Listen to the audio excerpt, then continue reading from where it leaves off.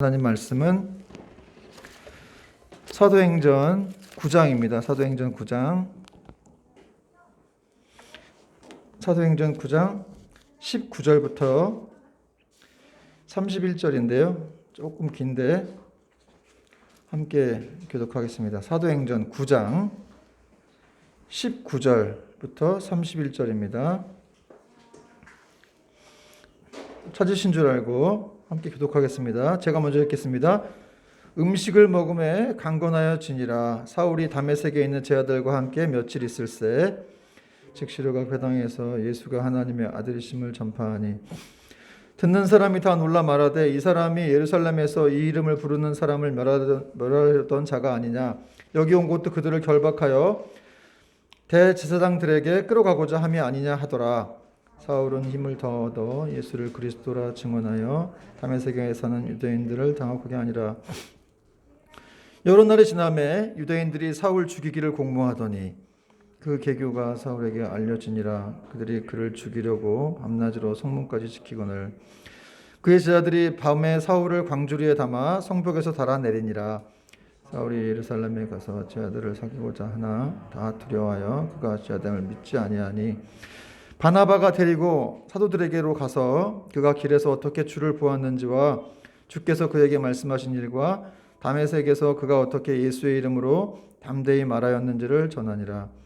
사울이 제자들과 함께 있어 예루살렘에 출입하며 또 주 예수의 이름으로 담대히 말하고 헬라파 유대인들과 함께 말하며 변론하니 그 사람들이 죽이려고 힘쓰거늘 형제들이 알고 가이사로 데리고 내려가서 다소로 보내니라. 같이 읽겠습니다. 그리하여 온 유대와 갈릴리와 사마리아 교회가 평안하여 든든히 서가고 주를 경외함과 성령의 위로로 진행하여 수가 더 많아지니라. 아멘. 오늘도 우리 다음교회 예배를 찾아주신 또 함께 드리고 있는 여러분들을 환영하고 축복합니다. 우리 눈빛으로나마 우리 옆 사람들과 이렇게 반갑습니다, 환영합니다 이렇게 인사하겠습니다. 네. 이렇게 새로운 분들이 오시면 더 분위기가 좋죠. 그래서 정말 하나님께 감사를 드리고 지난주에 이어서 계속 사도행전 9장을 살펴보겠습니다. 오늘 말씀 제목은 여기 보이죠? 선한 역사가 시작되다. 선한 역사가 시작되다. 이거 제가 말씀 제목을 얘기했더니 저희 아내가 제목 참 좋다. 오랜만에 제목 좋네. 이렇게 제목이 오랜만에 좋았군요. 제목 짓는 게 참 어려워요, 여러분. 이 설교 제목 짓는 게 정말 어렵습니다. 이게 모든 본문을 통틀어가지고 어떤 핵심적인 딱 그런 제목을 딱 달아야 되기 때문에 정말 어려운 것 같아요. 그래서 설교하는 것보다 제목 짓는 게 더 어려운데 그래서 그냥 말씀 구절을 적거나 뭐 이러기도 하는데 어떤 분들이 이렇게 좀 하나님이 영감을 주시면 이런 제목들을 딱 이렇게 답니다. 뭐 여러분은 별로 감동이 없을지 모르겠는데 어쨌든 저에게는 굉장히 고심한 끝에 이렇게 올려놓은 제목입니다. 자, 오늘 본문 안에는 이렇게 사울 안에서 시작된 하나님의 선한 역사가 놀랍게 진행되고 있는 것을 보게 되는데요. 여러분, 사울이 어떤 사람이에요? 지난주 살펴봤지만 얼마 전까지만 해도 그는 다메섹의 그리스도인들을 뿌리 뽑기 위해서 예루살렘을 떠나서 장장 240km나 이렇게 걸었는지 말을 탔는지 하여튼 당시 차도 없고 기차도 없는데 240km를 가가지고 그 다메섹까지 이렇게 가서 그리스도인들을 잡으려고 했던 사람이었죠. 그래서 그들을 잡으려고 이 대제사장에게 찾아가서 그 위임장도 받고 또 함께하는 무리들과 함께 아주 분위기를 이렇게 위협적인 분위기를 한껏 이렇게 풍기면서 예루살렘을 출발해서 다메섹으로 가고 있었습니다. 그런데 사울이 이 다마스쿠스라는 곳에 가까이 이르렀을 때 어떤 일이 있었습니까?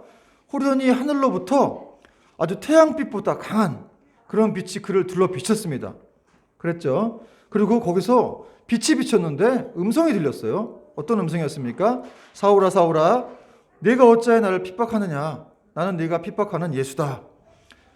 이런 음성을 이제 사울이 들은 것이죠.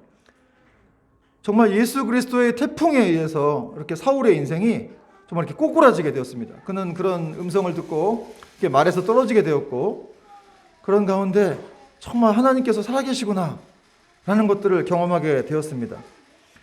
그렇게 자만감과 용맹함으로 내가 이 그리스도인들, 다메섹에 있는 그리스도인들 잡아가지고 다 예루살렘으로 끌고 가리라 다짐하고 갔던 그가 이제는 오히려 그리스도의 포로가 되어서, 그 그리스도의 사랑의 포로가 되어서 눈이 멀어버리고 이제 사람들의 손에 이끌려서 이 다마스쿠스라고 하는 도시로 들어가게 됩니다. 참 아이러니한 일입니다. 그리고 거기서 그는 주님께서 예비하신 아나니아라고 하는 제자를 만나죠. 그래서 그 아나니아가 찾아가서 그에게 안수해주고 이제 영적인 이렇게 눈을 뜨게 합니다. 그리고 3일 동안 금식한 후에 음식을 먹고 몸이 강건해졌다. 이렇게 성경은 오늘 19절은 말씀하고 있는데 19절 보니까 음식을 먹음에 강건하여지니라. 사울이 다메섹에 있는 제 아들과 함께 며칠 있을세. 이렇게 19절은 시작하고 있는데요. 이 음식을 먹고 강건했다라는 것은 뭐 밥을 먹고 강건했다라기보다도 사실은 이제 위로부터 주시는 하나님의 힘으로 사는 사람이 되었다. 이런 뜻이에요. 원어적으로 보면 위로부터 주시는 하나님의 힘으로 사는 사람이 되었다. 여러분, 그리스도인이란 어떤 사람입니까? 자기 힘으로 사는 사람이 아니고요.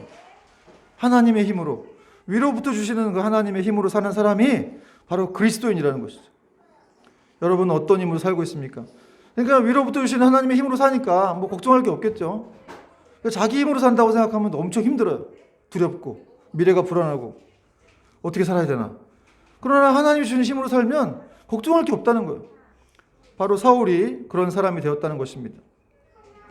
그리고 이제 그는 그리스도인이 되었기 때문에 교제가 있었어요. 그래서 19절 보니까 사울이 다메섹에 있는 제 아들과 함께 며칠 있었다. 얼마 전까지 그는 주의 제자들에 대해서 위협과 살기가 등등했습니다. 그래서 죽이려고 했던 사람인데 이제 예수님 만나고 그들과 교제했다는 거예요. 참 이게 묵상을 하면서 야, 이거 정말 놀라운 일이구나. 그거 잡아다가 다 죽이려고 했던 사람인데 실제로 죽였죠. 그런데 어느 순간 예수님 믿고 나서 그들과 교제하면서 함께 이렇게 떡을 떼고 이런 사이가 됐다는 거예요. 여러분 이것이 바로 복음의 놀라운 힘입니다. 여러분 이 복음은 정말 어울릴 수 없는 사람들끼리 어울리게 되고요. 또 하나가 될 수 없는 사람들끼리 하나가 되게 하는 힘이 있습니다. 사울이 이렇게 주의 제자들과 어울리면서 같이 떡을 떼고 교제했다라고 하는 것을 통해서 나는 이제 그리스도인이 되었다라고 세상에 공표한 것이죠. 많은 사람들이 그걸 들었겠죠. 그리고 사울은 어떻게 했느냐? 즉시로 나가서 예수님은 하나님의 아들이시다 라고 복음을 증거했다고 성경은 말씀하고 있습니다. 20절 보니까 즉시로 각 회당에서 예수가 하나님의 아들이심을 전파하니. 사도 바울은 진짜 아주 시원시원한 사람이에요. 그죠?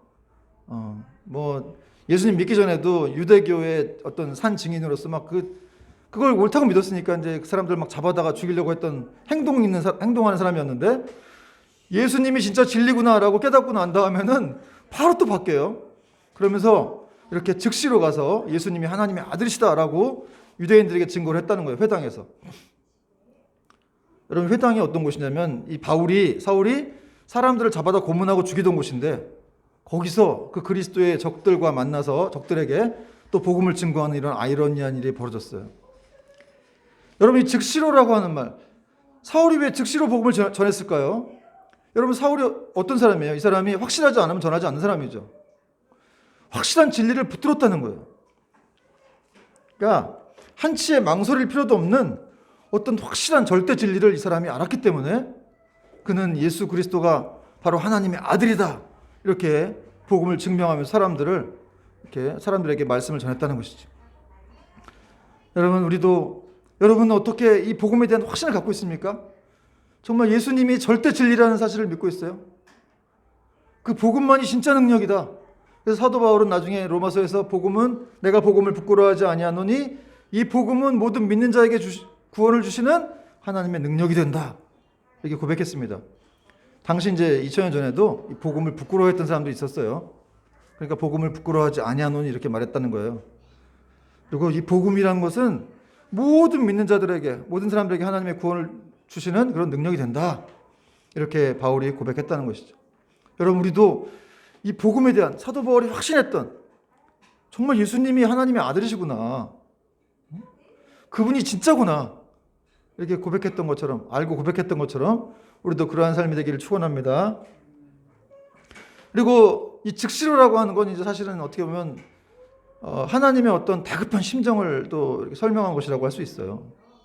그러니까 이 예수님의 마음으로 충만했던 사울이 밖으로 나가서 즉시로 복음을 전했다는 것이죠. 성경의 저자가 누굽니까? 성령님이시죠. 하나님이세요. 사람이 썼지만 그 사람에게 감동을 주셔가지고 성경을 쓰게 한 거거든요. 그래서 결국은 하나님의 마음이 들어있는 게 성경이에요. 즉시로 나가서 복음을 전했다고 하는 것은 이 사울이 하나님 마음에 붙잡혀 있다는 것이죠. 근데 그 하나님 마음은 어땠느냐? 정말 영혼들을 향한, 자기를 알지 못하여 죽어가는 지옥에 갈 수밖에 없는 수많은 영혼들을 향해서 하나님이 아주 애타하고 다급하셨다는 거예요. 그 마음을 사울은 가지고 있었습니다. 그리고 또 사울이 전한 복음의 내용은 뭡니까? 예수님은 하나님의 아들이셨다. 이런 내용이죠. 여러분, 예수님은 하나님의 아들이셨다. 하나님의 아들이라는 말이 이게 이제 그분이 메시아다. 또 그분은 독생하신 하나님의 아들이다. 이런 뜻인데, 이 독생자라는 표현을 쓰잖아요. 근데 독생자라는 표현은 영어로 모노기네스라고 하는데, 이게 이제 모노라고 하는 접두어가 오직 이런 뜻이에요. 그래서 처음 낳은 아들이 아니고, 그냥 인간적으로 말해서 어떤 하나뿐인 아들, 처음 낳은 아들이 아니고 사실은 유일하게 낳음 받은 자라는 뜻입니다. 독생자는 유일하게 낳음 받은 자. 조금 어렵죠? 유일하게 하나님으로부터 나옴을 받은 자.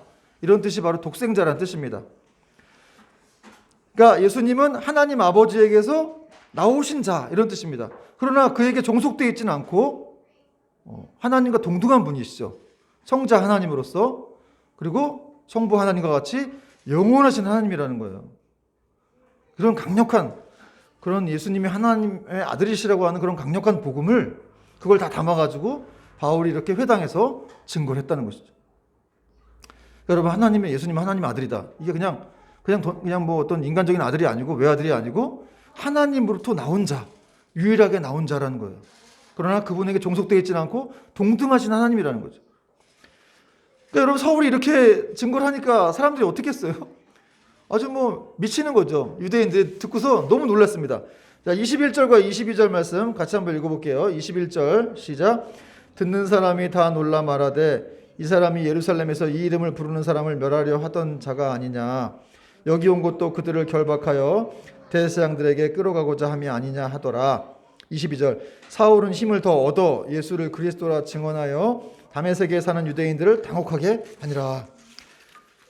그렇습니다. 여러분, 누가 감히 사울이 예수님은 하나님의 아들이십니다 이렇게 전할 거라고 생각했을까요? 뭐 전혀 상상을 못했죠. 이 사울이라고 하는 사람이 뭐 얼마 전까지만 해도 기독교인 잡아다가 죽이는 그런 사람이었으니까 이 사람의 입에서 설마 예수님이 메시아다, 예수 믿어야 구원받는다 이렇게 말할 줄은 아무도 상상을 못한 거죠. 그러니까 유대인들은 아주 막 충격을 엄청나게 받은 거예요. 이 당혹하니라, 유대인들이 당혹했다 하는 이 말은 그들이 막 정신을 잃을 정도로 너무 놀랬다, 충격을 받았다 이런 뜻입니다. 여러분, 제가 지금 이렇게 설교하고 있다가 다음 주에 조계종 가가지고 목탁 치면서 연부를 외우고 있으면 여러분이 뭐 너무 놀라겠죠. 예, 그런 거예요. 완전히 유대교에서 그리스도교로 개종을 하고 나서 고스도 예수님은 하나님의 아들이시다 막 이렇게 증거를 하니까 유대인들이 막 미칠 지경인 거죠. 정신이 혼미해져가지고 도대체 이게 어떤 일이, 어떻게 된 일인가 이렇게 생각을 했다는 거예요. 여러분, 이 사울이라고 하는 사람 정말 대단한 사람입니다. 그래서 그를 하나님이 사용하셨는데, 그 또 오늘 22절을 보니까 그런 상황에서 사울은 더 힘을 더 얻어서 예수를 그리스도라 증언하여 다메섹에 사는 유대인들을 당혹하게 했다고 말씀하고 있는데, 이 힘을 더 얻었다라고 하는 말씀은 사울이 말씀을 증거할 때 하나님이 이렇게 하늘에서 영적인 힘을 공급했다라고 하는 그런 말씀입니다. 여러분, 잘 생각해 보세요. 사울이 회당에서 지금 목숨을 걸고 자기가 말씀을 증거하고 있는데 하나님이 하늘에서 막 영적인 능력을 공급했다는 거예요. 이 말씀이. 그러니까 우리 주님은 우리에게 뭐 이렇게 맡겨놓고 사명만 주시고 뭘 네가 알아서 해 그 다음부터 이렇게 하시는 분이 아니라는 거예요. 사명을 주셨을 때는 반드시 거기에 맞는 그걸 이룰 수 있도록 힘과 능력을 함께 공급해 주시는 분이다 라는 것을 오늘 성경이 말씀하고 있다는 것이죠. 여러분, 모세를 생각해 보십시오. 모세가 80세에 부르심 받았는데 그가 80세에 하나님 앞에서 맨날 뭐라 그랬어요? 나는 못합니다. 뭐 이것도 못하고 저것도 못하고. 그럼 그가 어떻게 200만을 이끌 수 있는 지도자가 되었겠습니까? 하나님께서 옆에서 뭐 바로에게 갔을 때도 10가지 재앙을 통해서 하나님의 능력을 보여주시고, 그런 것들을 통해서 이제 모세가 점점점 믿음이 생긴 거죠. 여러분, 사실은 바로에게도 기회를 주신 건데 10가지 재앙은, 근데 모세를 위한 것이기도 했어요. 그러니까 그런 기적들을 보면서 모세가 점점점 하나님의 그런 은혜와 어떤 그 힘을 깨닫게 되었던 것이죠. 마찬가지로 사도 바울에게도 하나님이 이렇게 사명을 주셨지만 그냥 그 사람이 회당에서 증거하다 죽게 만들고 그러신 분이 아니라는 거예요.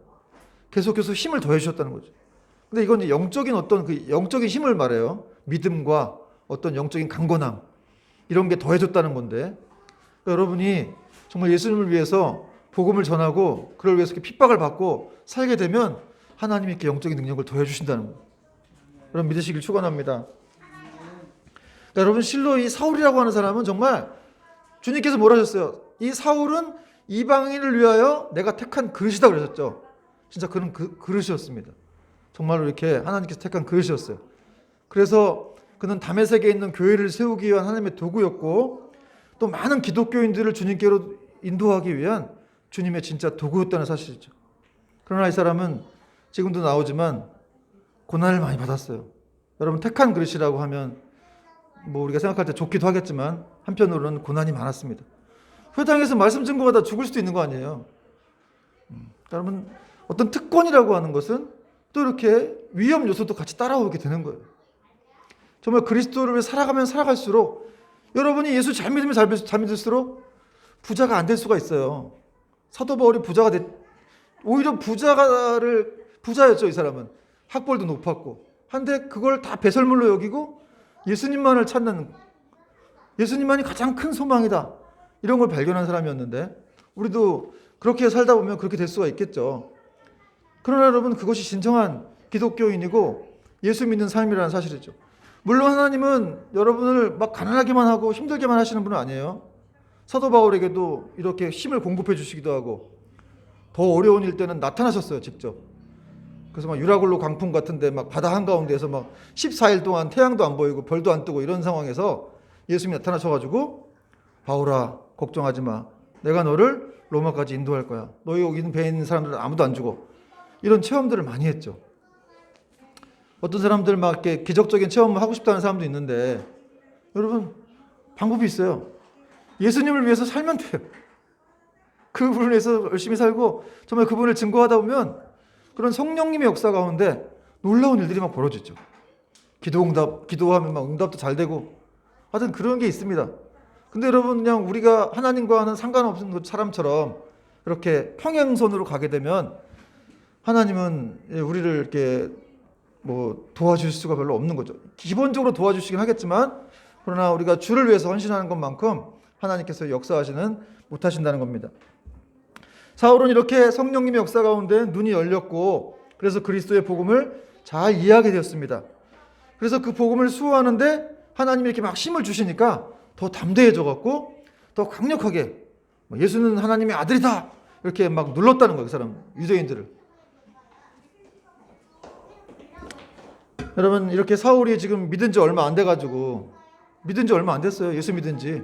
그럼에도 불구하고 강력한 믿음으로 회당에서 증거한 걸 보고 여러분, 우리 뭘 느껴야 됩니까? 믿은 지 얼마 안 돼도 강력한 믿음을 가질 수가 있구나, 그런 걸 느껴야 하는 거예요. 신앙의 연수가 깊다고 해서 더 믿음이 좋은 건 아닙니다. 여러분 20년 동안 예수 믿었습니다.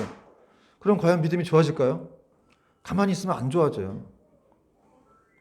여러분, 학교 가서 공부 열심히 하고 매일매일 날마다 예습 복습이 없으면 그냥 그 아이는 학교만 다니는 거죠. 내가 학원 가면 과외 받으면 공부 잘할 거야, 이런 애들이 있어요. 정말 잘할 수 있을까요? 그럼 과외 학원 이런 것도 자기가 열심히 해야 돼요. 그 사람이 옆에서 도와주니까 좀 낫긴 하겠지만 그래도 자기가 열심히 하겠다는 마음이 없으면 성장이 없습니다. 신앙도 마찬가지예요. 가만히 내버려두면 언젠가 잘하겠지. 물론 기본적으로 잘하는 건 있겠지만 하나님은 여러분 심는 대로 거두시는 분이에요. 우리가 오늘 뭘 심느냐, 거기에 따라서 이렇게 우리의 믿음이 자라가게 하시고, 또 여러분의 어떤 그런 것이 축적돼서 또 축복도 받게 하시고 그러시는 분입니다. 그러니까 10년, 20년 교회 다녀도 똑같다. 여전히 늘 불안하고 두렵다. 그러면 훈련을 안 받은 거예요. 예수님이 어떤 분이신지 아직 모르는 거죠. 그러니까 믿음은 공짜로 주셨는데 그 다음부터 내가 성장하는 건 사실은 내가 훈련하고 또 하나님을 찾고 하는 부분들이 필요한 거죠. 여러분 그거를 뭐 하나님 나쁜 분 아닌가? 이렇게 생각하시는 분 없겠죠. 우리 아이들도 그렇잖아요. 뭐 태어나게 한 건 하나님 은혜로 태어났는데 그 아이가 자라게 하는 건 계속 밥을 먹여야 되는 거예요. 밥을 먹어야 애가 큽니다. 내일부터 한번 안 먹여보세요. 어떻게 되나. 말씀을 계속 먹어야 돼요. 그리스도인은 말씀 먹고 기도를 하고 뭐 이런 영적인 관계가 주님과 성립이 잘 돼야 믿음의 성장이 있다고 하신 것이죠. 그래서 여러분 제가 이렇게 오전엔 예배 드리고 오후에는 제자훈련 하는 거예요. 제자훈련. 이렇게 예배 드리면서 말씀으로 심어주고 또 오후에도 제자훈련을 통해서 또 기본적인 다른 채워지지 않는 부분들을 또 채워주고 그래야 일주일 동안 세상에 나가 살아갈 때 그나마 좀 버틸 수 있는 것이죠. 여러분 세상의 힘이 엄청납니다. 일주일 동안 6일 동안 세상에 살잖아요. 그리고 세상의 방식으로 살다가 그런 가치관으로 살고 왔는데 주일에 한 번 예배 드린다. 이거 갖고는 정말 하나님의 사람으로 살아갈 수가 없는 것이죠. 여러분 초대교회 때도 날마다 그들이 모여서 이렇게 뭐 기도하고 말씀 배우고 막 이랬다는 구절들이 나오죠. 그러니까 여러분 우리가 중요한 거는 이 시대가 말세임을 깨닫고 정말 하나님 앞에서 우리 날마다의 삶이 있어야 돼요. 그분과 날마다 교제하는. 그래서 우리가 이렇게 매일 성경 3장씩도 읽고 제가 말씀 우리 집사님들 말씀 올려주시고 하는데 그런 과정들이 굉장히 중요합니다. 별거 아닌 것처럼 보이지만 벌써 신약을 통독했어요. 할렐루야. 그리고 벌써 이렇게 성경 한번 다 읽어가는데 여러분 지금 1년 전에 시작했던 사람들은 그런 것들이 계속 이렇게 쌓여있을 거고 또 안 시작했던 분들도 정지하는 게 아니라 지금이라도 시작하시라는 거예요. 그런 것들이 쌓이고 쌓여야 정말 이렇게 어느 순간 성장을 하게 되고 하나님을 더 깊이 만날 수가 있게 된다는 사실입니다. 여러분 이처럼 사울의 영향력이 확대되자 유대인들이 어떻게 했겠어요? 그 사람 설교하고 논리적이에요. 너무 사도 바울이 논리적이야. 해박한 지식을 갖고 있어요. 그러니까 못 당해내겠는 거예요 도대체. 그럼 어떻게 하겠습니까? 죽이는 수밖에 없는 거죠. 23절에 보니까 여러 날의 지남에 유대인들이 사울 죽이기를 공모하더니 여러분 이게 세상의 방식이에요.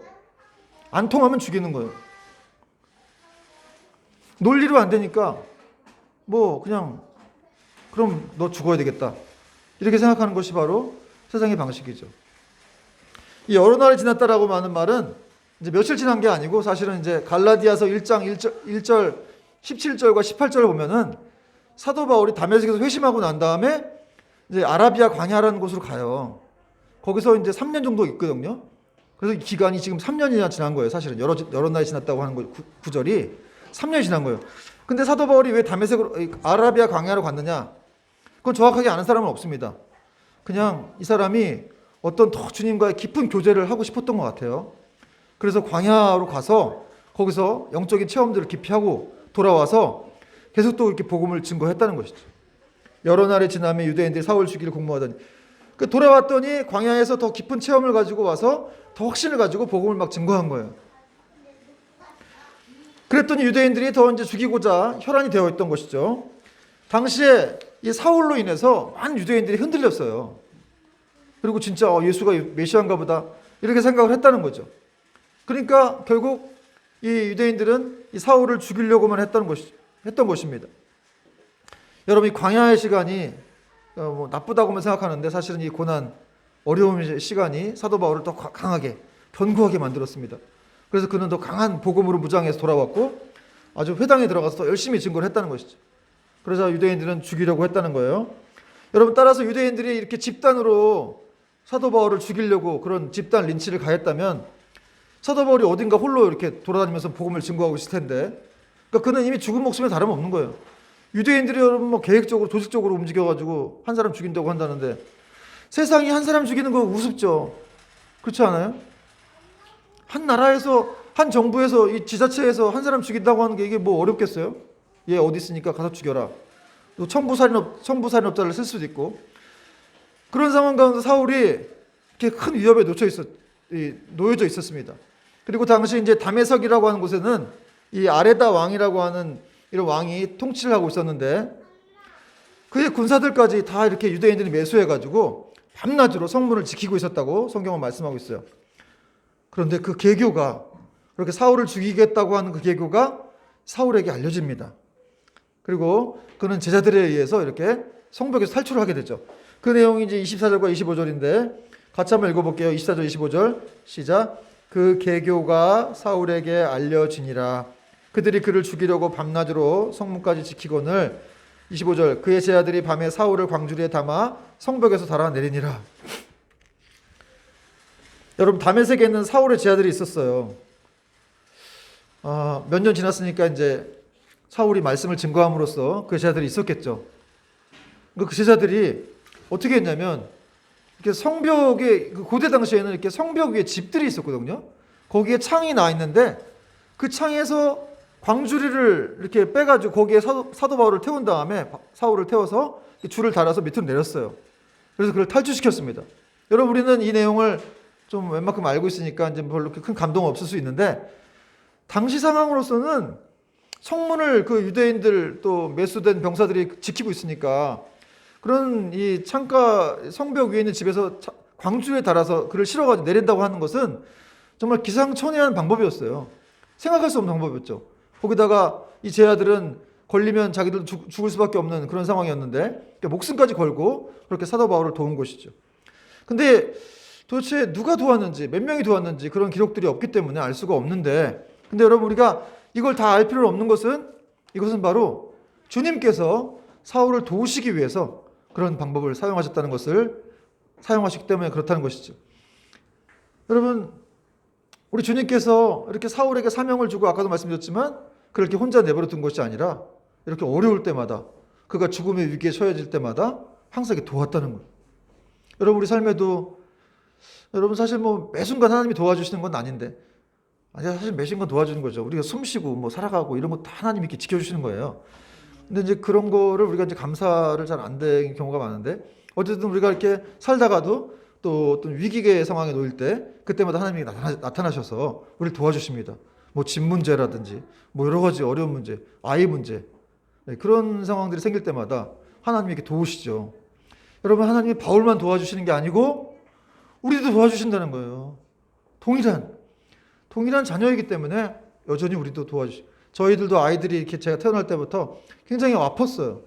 우리 둘째 아들은 막 죽기 직전까지 간 적이 한 번 있었는데 그때마다 이렇게 제가 기도하면 막 이렇게 답답하고 막 그러더라고요. 근데 계속 기도하면서 은혜를 구했더니 이렇게 마지막 날 가와사키라는 병으로 이렇게 막 40도가 되는, 뭐 태어나자마자 한 돌도 안 지났는데 그런 아기가 막 40도가 된 열이 계속 났어요. 일주일 동안.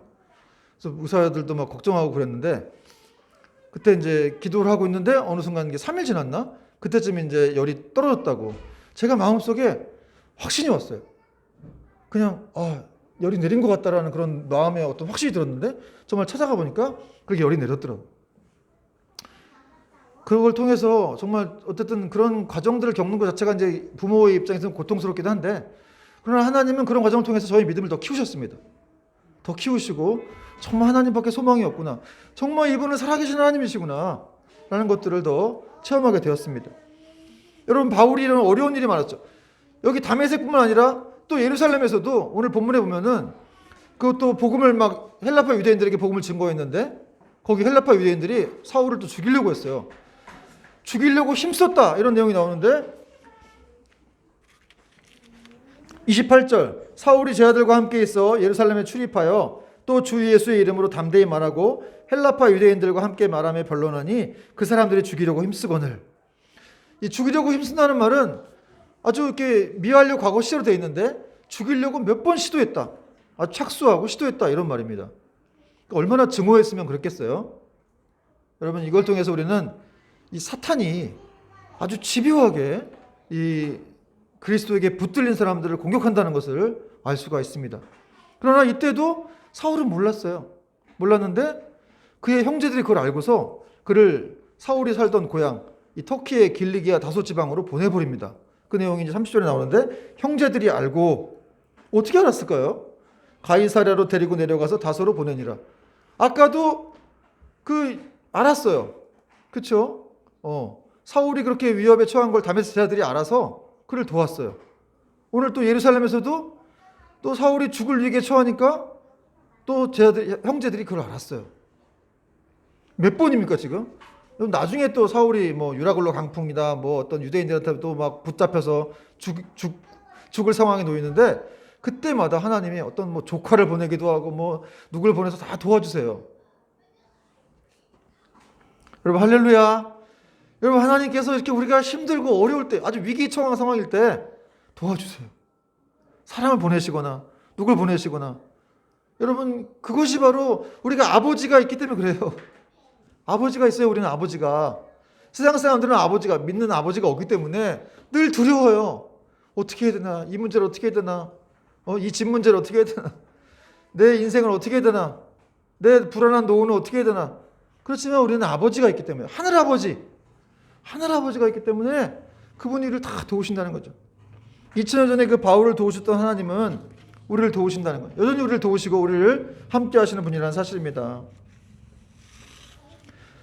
여러분 사울이 지금 나중에 이제 터키 이 길리기아 다섯 지방으로 내려가게 되는데 어떻게 보면 그가 이렇게 어쩔 수 없이 이 살인자들에 의해서 쫓겨서 내려간 것처럼 보이지만 사실은 사울이 나중에도 얘기했지만 자기가 내려가게 된 것은 주님의 뜻이 있었다. 이렇게 고백을 했었습니다. 이렇게 한 10년 정도 거기 머물게 됐는데 거기 내려가서 뭐 했겠어요? 길리기아 다소에서 말씀을 묵상하고 기도하고 더 주님과의 깊은 교제의 시간을 가졌겠죠. 그리고 그는 정말 앞으로 그 이방인들을 구원할 그런 하나님의 도구로 잘 거기서 이렇게 준비되고 있었다는 사실입니다. 여러분, 제가 그래서 지금 말씀드리고 싶은 건 뭐냐면 세상의 모든 문제들 우리는 알 수가 없어요. 앞으로 이제 여러분 예배 끝나고 집에 가시면 1시간 후도 우리는 그 미래를 알 수가 없죠. 당장 1분 후도 알 수가 없어요. 어떤 일이 벌어질지. 그래서 불안한 거예요. 그러니까 인간이라는 존재는 늘 불안해요. 그게 우리의 그냥 정체성이에요. 사람이기 때문에 불안한 거예요. 왜 나는 불안하지? 그런 사람 그리스도인인데도 불안하다 그래요. 그 당연한 거예요. 이제 아담과 하와 때 타락을 했고 그때부터 계속해서 그 죄의 어떤 이 전염성으로 인해서 우리는 계속해서 두려움과 또 슬픔, 불안함 이런 것이 이제 우리 안에 이렇게 내재돼 있어요. 그런데 그걸 깨시려고 예수님이 오신 거예요. 그걸 다 그 저주를 뒤집어 쓰고 그걸 자유케 하시려고 예수님이 이 땅에 오신 겁니다. 그래서 우리는 자유케 된 거예요, 사실은. 이미 우리는 자유케 된 거예요. 미래의 죄까지 다 용서를 받았고 또 우리의 모든 문제들까지 하나님이 다 알고 계시죠. 사울의 문제를 하나님이 다 알고 계셨어요. 그래서 그 형제들이 알았다. 다메섹의 제자들이 알았다고 하지만 사실은 예수님이 알았던 것이죠. 그래서 그들을 그냥 사용하신 거예요, 도구로. 이렇게 해서 또 이럴 때는 이렇게 구해주시고 저럴 때 저렇게 구해주시고 방법은 좀 다른데 어쨌든 하나님은 정말 우리가 할 수 없는 수천 가지 수만 가지 방법을 다 많이 갖고 계세요. 그게 중요한 거예요. 그래서 여러분 우리는 힘들고 어렵지만 계속 주님을 찾고 그분의 은혜 안에 있을 때 우리는 안전할 수 있습니다. 우리는 안전한 거예요. 걱정하지 마세요. 여러분 우리 자녀들이 있잖아요. 걔네들은 뭐 내가 앞으로 어떻게 크지? 어떻게 이 세상을 살아가지? 어쨌든 우리가 살아있는 동안은 그 아이들을 도와주겠죠. 근데 걔네들은 그걸 몰라요. 그래서 맨날 걱정하기도 하고 아빠 나는 정말 어떻게 살아야 될지 모르겠어. 우리 아들이 그러는데 참 충격이었어요. 걱정돼서 그런 얘기 벌써 하면 어떻게 중학생이 죄송해요. 운율이라고 얘기 안 했는데 어쨌든 벌써 그런 얘기를 막 하니까 나도 마음이 아프더라고. 아빠 나는 어떻게 될지 모르겠어. 그래 너는 몰라. 아빠도 모르겠다. 그러나 중요한 건 하나님이 네 인생을 붙들고 있다. 그렇잖아요 여러분. 하나님이 붙들고 있다는 거예요. 그래서 우리는 안심할 수 있는 겁니다. 얘가 어떤 대학을 갈지 어떻게 할지 아무도 모르지만 그러나 하나님은 이미 다 계획을 세워놓으신 거예요. 여러분의 구원은 어떻게 된 겁니까? 창세전부터 세워놓으신 거예요. 지금 어느 날 갑자기 뚝딱 돼갖고 이 교회에 온 게 아니라 아주 영원전부터 그 하나님이 사랑하셔서 선택하셔서 지금 이렇게 시간이 되어 어느 때가 되어서 이렇게 여러분을 구원하셔서 이 자리에 오게 된 것이죠. 여러분 그러므로 우리가 처음에 어떤 문제이든지 간에 걱정할 필요가 없는 거예요. 성경은 걱정하는 거, 의심하는 걸 죄라고 말합니다. 왜냐하면 그것은 하나님을 의심하는 것이기 때문에 그렇습니다. 여러분 의심하고 불평하고 이러는 거 하나님 앞에서 볼 때 그분이 다 보고 계시거든요. 듣고 계시거든요. 그거 엄청 무시하는 거예요. 하나님을. 민수기에도 보면 그 이스라엘 백성들이 광야에서 물이 없어요. 하나님 먹을 게 없어요. 아니 바다가 갈라지고 막 그 속에 그 안으로 지나고 막 이런 기적들을 체험했음에도 광야에 들어가서 또 불평하고 원망하고 눈에 뭐 없다고. 그러게 우리의 인생이죠. 그때 하나님이 이것들이 언제까지 나를 멸시하겠느냐. 그러시면서 내가 모세 너 빼고 다 멸절시키고 내가 너를 통하여 새로운 민족을 만들리라 그랬어요. 그때 모세가 정말 막 엎드리고 나와가지고 막 절하고 기도하면서 하나님 살려주십시오. 이 민족을 살려주십시오 해서 그 200만 민족이 살았다는 것이죠. 정말 이렇게 한 사람의 정말 믿음 있는 한 사람으로 인해서 수백만의 사람들이 살리기도 하는 거예요. 여러분 믿음 있는 사람들에게 축원합니다. 정말 하나님께서 이렇게 우리를 돌보시기 때문에 어떤 문제도 걱정 없이 우리는 나갈 수가 있다는 것이죠. 그리고 오늘 바나바가 이렇게 나타나서 또 사울이 이 예루살렘 공동체에 들어오지 못하자 바나바라고 하는 사람 나타나서 이렇게 사도들에게 가서 이렇게 설명해 주죠. 이 사람이 어떻게 다메섹에서 예수님 만났고 또 사명을 어떻게 받았는지 그 내용이 이제 26절과 27절에 나오는데 예루살렘의 이 제자들이 처음엔 사울을 싫어했어요. 문전박대했죠. 낯설어하고. 왜냐하면 그가 두려웠기 때문에 그렇습니다. 그가 이제 이 유대교의 첩자로 알았어요. 스파인데 몰래 숨겨갖고 우리를 다 이렇게 잡아가고 가려는 것이 아닌가. 그래서 이제 처음에 그를 두려워했는데 그러니까 분위기가 냉랭했겠죠. 여러분 사울이라고 하는 사람은 이 모든 유대인들이 다 죽이려고 했던 사람이고 이 기독교인들은 또 그를 배척했어요. 꺼려했어요. 그러니까 사울이라고 하는 이 사람은 마음 둘 곳이 없는 거예요. 여기도 못 가고 저기도 못 가고. 예수 믿고 나서 그러신 적 있어요? 예수 믿고 났더니 믿는 사람한테도 못 가고 저쪽에 예전 친구들한테도 못 가고 그걸 알 수는 없죠 사실. 그런 상황 가운데 마음이 허한 거예요. 그때 이 바나바라고 하는 여러분 다메섹에는 아나니아가 있었고 이 예루살렘에서는 또 바나바가 있었어요. 여러분에게 친구를 주세요 하나님이. 제가 예수 믿고 친구가 다 끊겼는데 저 진짜 친구 많았는데 예수 믿고 그들과 어울릴 수가 없더라고요. 다 술 먹고 담배 피고 이러니까 못 어울리겠어요. 그래서 친구 달라고 했더니 나중에 이제 신학교 가서 하나님이 어떤 친구를 주셨습니다. 그 친구와 지금도 이제 같이 목회를 하고 있는데 친구가 많다고 좋은 건 아니더라고요. 딱 한 명인데 굉장한 영향력을 받고 있습니다. 그 친구도 이제 같이 교회를 하고 있는데 어쨌든 그런 하나님이 좋은 친구들을 이렇게 주세요. 제가 이제 믿음이 흔들릴 때마다 그 친구가 이제 같이 붙잡아 주기도 하고. 여러분 세상에서 멀어지는 걸 두려워하지 마세요. 별거 없어요 사실은. 거기 뭐가 있어요?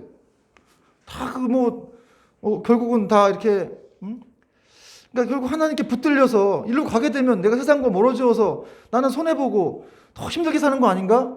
이렇게 생각할 수 있지만 그렇지 않아요. 하나님이 다 길을 열어주시고 인도해 주시고 한다는 거죠. 그래서 제가 산 증인이에요 제가. 정말 이렇게 하나님은 방법이 너무너무 많습니다. 지금도 밖에 나가시면 이제 집에 가실 때 하늘을 좀 쳐다보고 가세요. 땅만 보지 말고. 땅 보면 뭐 100원짜리나 나올까 모르겠는데 하늘을 쳐다보시면 정말 이 하늘이 어떻게 지어졌는지.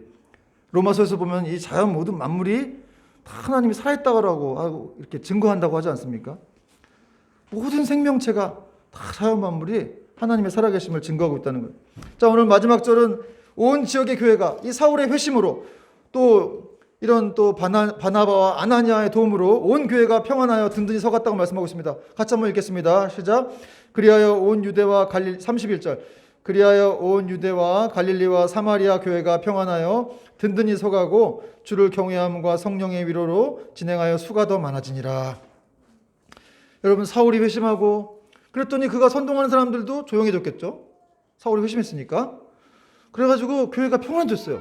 더운데 이 사울을 도왔던 아나니아나 바나바와 같은 사람들의 어떤 이 조력자들의 도움, 그리고 또 빌립이 사마리아에서 이렇게 복음을 증거해서 많은 사람들이 주님께로 돌아온 것, 이런 사실들로 인해서 교회가 평안해졌다는 거예요. 여러분 교회가 평안해지기 위해서는 어떤 사람들의 대가가 좀 치러져야 돼요. 누군가의 희생이 있었습니다. 그런 희생과 대가 없이 평안해질 수는 없는데 어쨌든 그 사람들이 그렇게 믿음으로 그런 이 활동을 했기 때문에 교회가 평안해지고 더 든든히 서갔다. 이렇게 성경은 말씀하고 있고 또 수가 많아지게 되었다. 이런 말씀을 하고 있습니다. 이 든든히 서갔다. 뭐 성령의 위로로 진행했다. 또 수가 더 많아졌다. 이런 동사의 시제가 이 헬라어 시제가 미완료 과거와 현재 분사형으로 되어 있는데 이 미완료 과거는 계속을 말하는 거예요. 현재 분사도 지속을 말하고 또 이렇게 역동적인 지속적인 이런 걸 말하는 건데 한마디로 교회가 그냥 한 번 부흥하고 말고 이런 게 아니라 계속적으로 역동적으로 이렇게 지속적으로 아주 부흥하고 잘 든든히 서갔다. 한 번만 든든히 서가면 불안하겠죠. 그러나 계속해서 든든히 서갔다는 거예요. 어떤 사람이 계속 든든히 서가기 위해서는 어떻게 됩니까? 하나님이 평안을 주셔야 되겠죠. 하나님 붙잡으셔야 돼요. 여러분을 붙잡아야 평안할 수가 있는 거예요. 맨날 불안한 사람도 있잖아요. 하나님만이 하실 수 있는 거예요. 여러분 돈 아무리 많이 갖고 있어도 계속 불안해요. 제가 아는 어떤 분은 그렇게 몇 100억이 넘고 막 타워팰리스 이런 사는데도 자기는 실패자라고 생각하더라고. 의사신데 난 불안하고 실패자라. 왜요? 왜 그 불안하고 실패자라고 생각하세요? 나보다 더 높은 사람이 있으니까. 나보다 더 돈을 많이 가진 사람이 있으니까. 여러분 세상은 그래요. 그리스도인으로 살면서도 여전히 더 많이 가진 사람, 그걸 부러워하고. 여러분 그런 사람에게 평안이 있겠습니까? 그러나 여러분 정말 그런 것들을 부러워할 것이 아니라 정말 이렇게 예수님의 말씀에 붙들리게 되면 정말 하나님이 나를 돌보시고 언제든지 필요할 때마다 채워주시고 내 인생을 이끌어주시고 사실 우리 주님은 우리를 영원토록 이끌어주시겠죠. 그런 분임을 진짜 믿으면 두려울 게 없는 거예요. 불안할 게 없는 것입니다. 그리고 여러분이 필요할 때마다 하나님이 뭐 재벌처럼 막 이렇게 수십억 수백억 원 아니더라도 그냥 기본적으로 이렇게 다 채워주신 게 있어요. 여러분 부자 되는 거 좋아하지 마세요. 부자가 하나님 나라에서 멀다 그랬어요. 예수 믿기 참 힘듭니다. 부자들이. 정말 쉽진 않아요. 아리마다의 요셉이라든지 요셉과 같은 그런 총리가 있었지만 그런 사람들은 다 젊은 시절에 그렇게 고난을 훈련받은 사람들이에요. 그리고 나서 이렇게 성장했기 때문에 그런 것들을 부러워하지 말고 정말 예수님 말씀 안에 거해서 그분과 교제하는 것, 그것을 가장 큰 기쁨으로 여길 때 하나님은 우리의 인생을 더 채워주신다는 거예요. 더 도와해 주신다. 그의 나라와 그의 일을 먼저 구하라. 그리하면 이 모든 것을 너희에게 더하시리라. 그냥 있는 거 위에 뺏는 게 아니고 있는 거 위에 더해 주시겠다는 거예요. 더. 그래서 어떤 때 뭐가 더해졌네 이렇게 느끼면 여러분 하나님이 이렇게 더해 주셨구나 이렇게 생각하면 됩니다. 자, 이렇게 이 성령의 위로 가운데 이 교회 성도들은 기뻐했고 또 주님의 그런 노래를 찬양하면서 그 길을 걸어갔다는 사실입니다. 그래서 하나님은 그들을 축복하셔서 더 숫자가 많아지게 하셨고 이렇게 어려움 가운데서 평안을 유지하게 하셨습니다.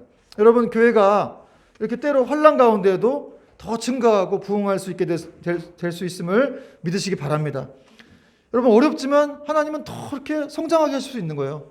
부흥하게 하실 수 있습니다.